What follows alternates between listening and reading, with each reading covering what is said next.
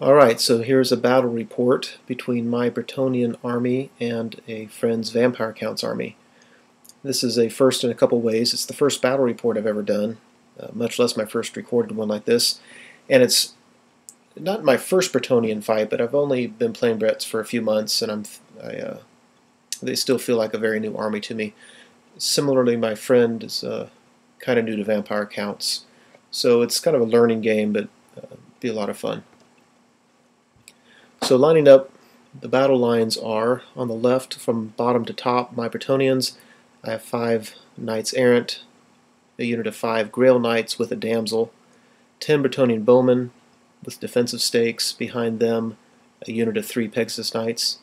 Then there's my general flying a Royal Pegasus.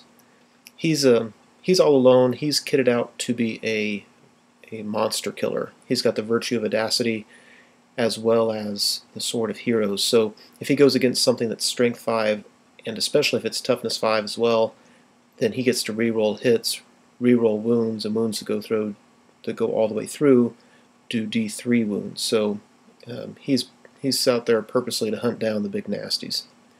Anyway, just up from him are some Fast Cav, 5 of them, then a unit of 10 Skirmishing Peasant Bowmen, another 10 regular Bowmen, some more Pegasus Knights behind them, a field Trebuchet, 20 Men-at-Arms, and then a whole bunch of Knights. Let's see, just up from the Men-at-Arms, there are 8 Knights of the Realm, joined by my Battle Standard Bearer. Up from them are 9 Knights Errant, and behind those 2 units are 5 Knights of the Realm. So the Vampire army on the other side starts off at the bottom of the page with some Spirit Hosts. The model just up from them represents a Vargulf. Then there's some Crypt Ghouls.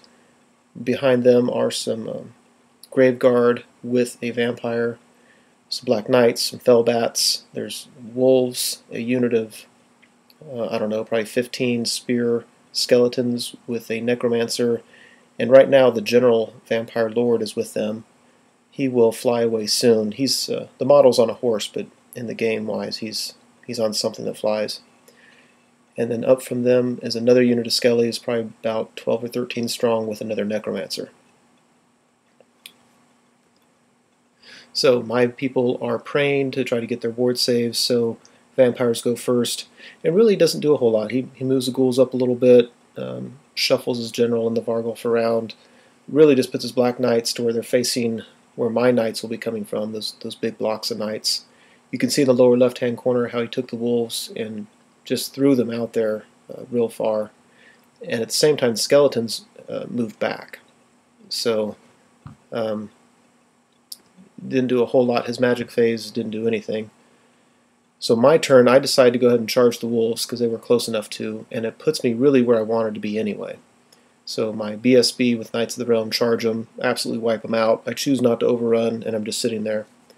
I bring the Knights Errant up just slightly behind, just in case his Black Knights are able to get the charge.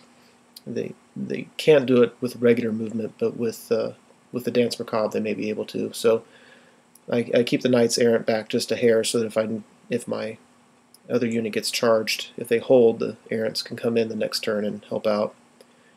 That isn't the main reason they're there, is because I like to keep those 2 units together. I don't expect his Black Knights to charge, and if I'm going to be doing charging, I want to have the choice of bringing both of those units together. So anyway, my Knights of the Realm on the far right side are acting as a reserve unit, just holding back. You'll see I put my general on the hill and put some Pegasus Knights there with them, really just trying to get line of sight. I'm trying to get him attacking the Vampire Lord, and if I can't get him, I want him to be able to attack the Vargulf. And so I have him up there to get as good a line of sight as possible. Put the Pegasus Knights up there because they're just versatile. It gives me a lot of options. And the Pegasus Knights in the very rear of my side are there just so the Vampire Lord doesn't start flying behind my troops. And you can see I moved my Grail Knights up, and I'm using my Knights Errant on the top of the screen on the far left just as another reserve. So what I was thinking here, looking ahead to turn 2, was I need to do something about those Black Knights. And where he put the ghouls, I was thinking that if he stayed there, I'm going to charge the ghouls with my Grail Knights that are right now at the very far left. which would allow me to overrun into the Black Knights through the woods. And I probably would accompany that charge with some Pegasus Knights just to make sure I kill all the ghouls, and then I could just overrun on the ground. But I need to get those Black Knights tied up in combat so that my big blocks Knights have a little more freedom to move. So that was the plan at this stage. So we're on turn 2. You can see some of his ghouls are dead because of my shooting. He moved his general away from his skeletons. Other than that, not a whole lot has changed. On the right-hand side, you can see that he's moved his bats and he's growing them. It gets a pretty big old flock of bats back there. And his spirit host, he moved up through the woods. And this is where some of my plans kind of fell by the wayside. In the bottom right-hand corner, those are my Grail Knights. They're the ones that I'm hoping will charge the ghouls. And in his magic phase, he's going to dance those spirit hosts right into the flank of the Grail Knights, which in the end isn't going to hurt me too much. It's not going to hurt the Grail Knights too much, but it certainly keeps them from helping out anywhere else. So, a smart move on his part. It really frustrated a lot of my plans. So on my turn 2, you can see the wolves are gone. I'm kind of dancing around with my big blocks. Now I've taken the Knights Errant up a little bit, so I know that next turn I can charge his Black Knights if he doesn't do something else. And if he charges me, then I'll just deal with it. I'm kind of hoping that my Knight unit will stand, especially with the BSB nearby, and with their armor saves and ward saves. And if so, then the BSB unit can come and really help out next turn. I also have the Pegasus Knights in the hill that could fly in for the flank, and there's different things I could do there. Otherwise, you can see what's going on. My field trebuchet is doing nothing. It's flinging rocks around, absolutely missing everything, and not doing any good at all. If you look at the left side of the screen, another one of those critical things. The Grail Knights, as I said before, they're tied up with the spirit hosts.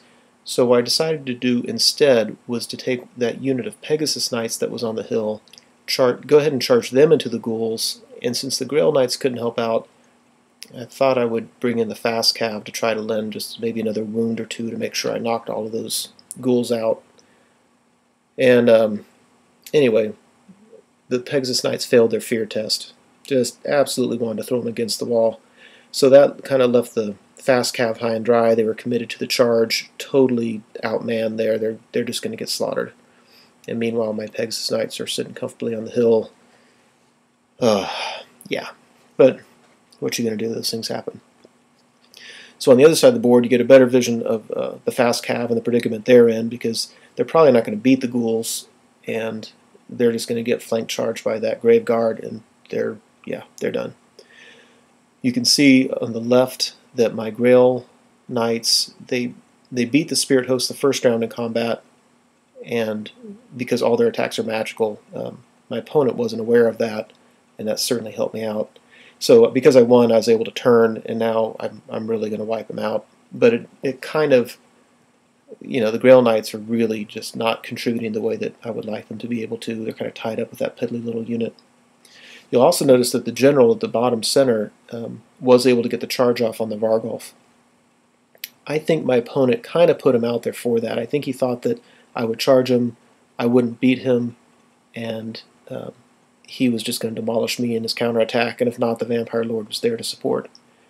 So I don't fault him for that. He did angle the Vargulf pretty well, so that if I did kill him and overrun, I wouldn't go into his Vampire Lord. So I think that's a pretty smart move on his part. It ended up not working out.